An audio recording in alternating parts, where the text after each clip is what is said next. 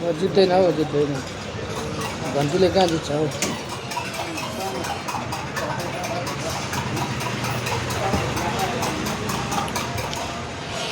माटोले जित्छ क्या माटोले घन्टीले माटोले जसले जित्यो नि नयाँ पार्टीले जित्यो भने भइहाल्यो त सबैभन्दा राम्रो चाहिँ मलाई माटोले जित्नु त घन्टीले पूर्वतिर माटोले जित्ने होला माटोले त जित्ने हाल्छ घन्टीले हारेको चाहिँ हेर्ने मन छ क्या साह्रै राम्रो घन्टीले हार्दैन हाल्नु चाहिँ हाल्दैन घन्टीले जित्छ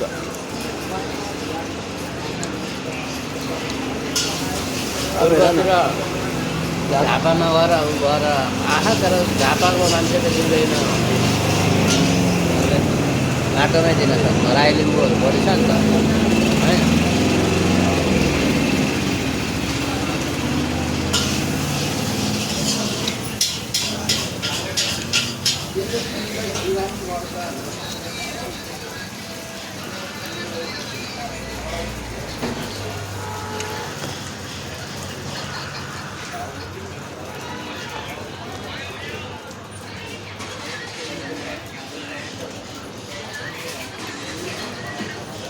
बालेन हारेको हेर्ने मन छ क्या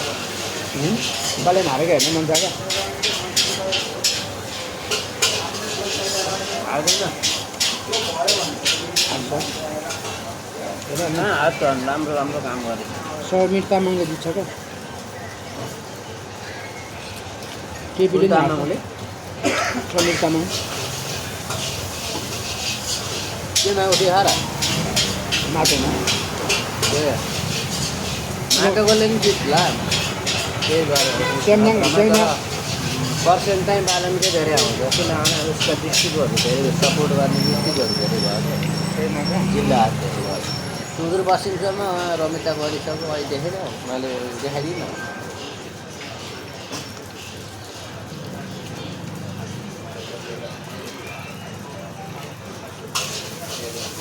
स्याङ्जाबाट घन्टीमा एकचोटि उठेपछि त्यही बाल आउँदैन स्याङ्जाबाट उठेको सुरुमा त्यो अहिलेको चुनावको सुरुमा पहिला त चितवनबाटै धेरै गएको स्याङ्जाको मान्छेले सपोर्ट दिएपछि वरिपरिको सबै गण्डकी प्रदेशकोले सबैले दिन्छ गण्डकी प्रदेशकोले दिएपछि उता त्यहाँबाट पछि त सबै प्रदेश गण्डकी प्रदेशकै आधारमा चल्छन् सुदूरपश्चिमसम्म